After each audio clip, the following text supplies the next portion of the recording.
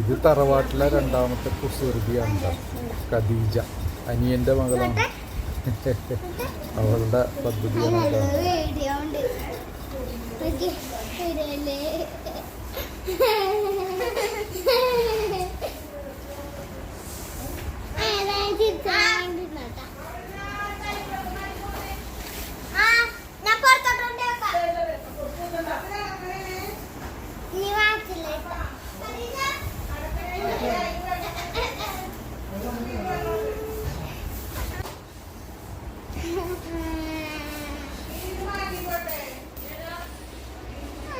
ഞങ്ങളുടെ ഐശ്വര്യല്ല ഖദീജയാണിത്. ഖദീജ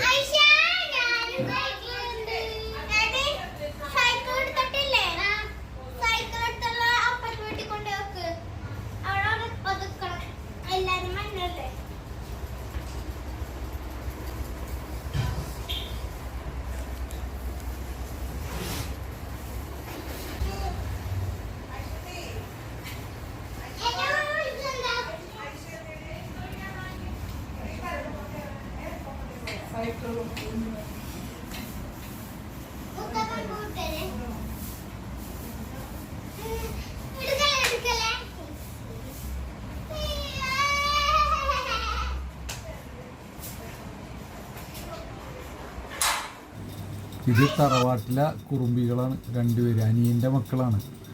ഒരെണ്ണം ഐഷ, ഒരെണ്ണം ഖദീജ. അപ്പോൾ രണ്ടുപേരും തറവാട്ടിൽ ചെറിയൊരു ഫങ്ഷൻ്റെ ഭാഗമായിട്ട് ഞാൻ വന്നപ്പോഴും അവർ ഒരുക്കണതാണ് ആ കാണുന്നത്. അവരുടെ സൈക്കിൾ കൊണ്ട് അപ്പുറത്ത് വെക്കലും മറ്റുള്ള സാധനങ്ങളൊക്കെ ഒതുക്കുന്നതാണ് ആ കണ്ടത്. ഇവരുടെ ഈ കുറുമ്പും കുസൃതികളൊക്കെ വളരെ ചെറുതാണ്. കാരണം അവർ കാര്യമായിട്ട് കുടുംബത്തിന് വേണ്ടി പണിയെടുക്കുന്ന പോലത്തെ കുട്ടികളാണ്.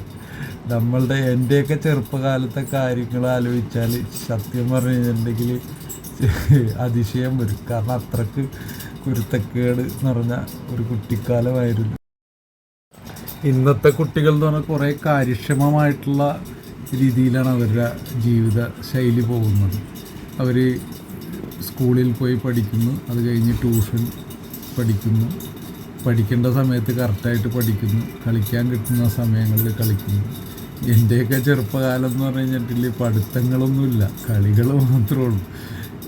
പിന്നെ അന്നെന്ന് പറഞ്ഞു കഴിഞ്ഞിട്ടുണ്ടെങ്കിൽ എങ്ങാട് തിരിഞ്ഞാലും കളിസ്ഥലങ്ങളും പാടങ്ങളും അങ്ങനെയുള്ള സംവിധാനങ്ങൾ കൂടുതലായിരുന്നു.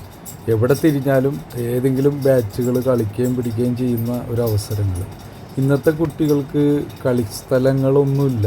അവർ വീട്ടിൽ തന്നെ ഒതുങ്ങിക്കൂടി മൊബൈലായിട്ടും മറ്റുമായിട്ടൊക്കെ പോകുന്നു. പിന്നെ വിദ്യാഭ്യാസത്തിന് കുറച്ചുകൂടെ സ്റ്റാൻഡേർഡ് ഉണ്ട്, പഴയതുപോലെയല്ല. പഴയ നമ്മുടെ വിദ്യാഭ്യാസ രീതി എന്ന് പറഞ്ഞു കഴിഞ്ഞാൽ സാറുമാർ വേണമെങ്കിൽ പഠിച്ചാൽ മതി എന്നുള്ള രീതിയിൽ പഠിപ്പിക്കലും കുട്ടികൾക്ക് ആവശ്യമുണ്ടെങ്കിൽ മാത്രം പഠിക്കുന്ന രീതി. എന്താ ചെയ്യുക, അന്നത്തെ കാലഘട്ടം അങ്ങനെയായിരുന്നു.